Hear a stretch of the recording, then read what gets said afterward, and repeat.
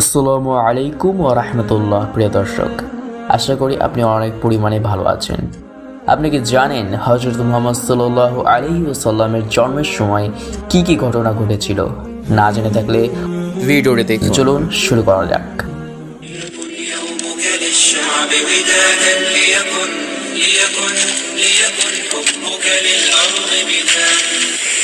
ليكن يومك للشعب ودادا ليكن ربك للأرض জন্মের সময় বিশ্বজুড়ে বহু অলৌকিক ঘটনা সংঘটিত হয়, যা ইতিহাসে বিশেষভাবে আলোচিত হয়েছে। সৃষ্টি জগতে আলোকিত হয়ে ওঠে এরকম কয়েকটি তার ঘটনা সমূহ আলোচনা করা হলো।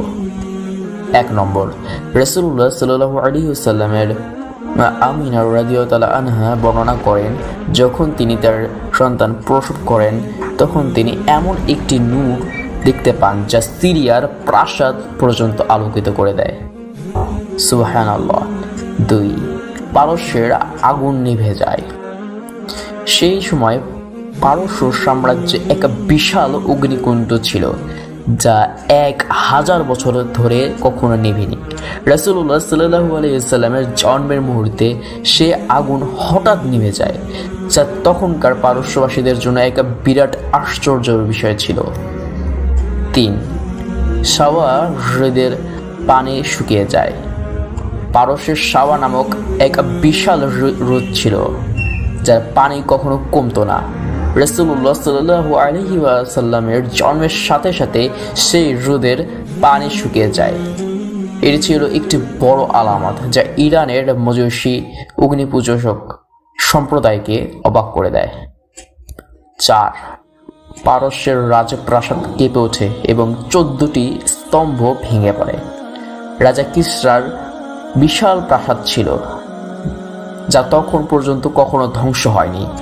রাসূলুল্লাহ সাল্লাল্লাহু আলাইহি ওয়াসাল্লামের জন্মের সময় সে প্রাসাদের 14টি প্রধান স্তম্ভ ধসে পড়ে। এটি ছিল পারস্য সাম্রাজ্যের পতনের পূর্বাভাস। 5, শয়তান ও জিনদের আকাশে ওঠা বন্ধ হয়ে যায়। জন্মের আগ পর্যন্ত জিন ও শয়তানরা আকাশে উঠে ফেরেশতাদের কথাবার্তা শুনত এবং সেগুলো চুরি করে ভবিষ্যৎবাণী করত। কিন্তু রাসূলুল্লাহ সাল্লাল্লাহু আলাইহি ওয়াসাল্লামের জন্মের পর আকাশে পাহাড়ের কঠোরতা বেড়ে যায় এবং উল্কাপাতের মাধ্যমে শয়তানদের তাড়িয়ে দেওয়া হয়।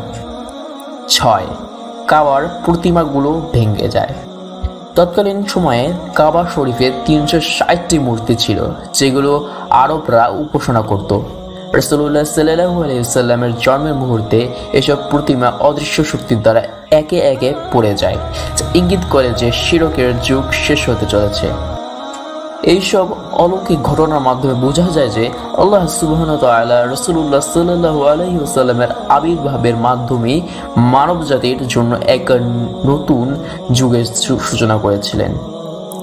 এই ঘটনাগুলো শুধু ইতিহাস নয়, বরং ঈমান দৃঢ় করার মাধ্যমও। এতক্ষণ পর্যন্ত ভিডিওটি দেখার জন্য অসংখ্য ধন্যবাদ। ভিডিওটি কেমন লাগলো তা জানাতে অবশ্যই ভুলবেন না। বাই দ্য ওয়ে, এটি আমার ফার্স্ট ভিডিও, তো বোধহয় কিছুটা খারাপ হয়েছে। তো যেখানে আরও ইমপ্রুভমেন্ট করা দরকার সেটা অবশ্যই জানাবেন কমেন্ট সেকশনে।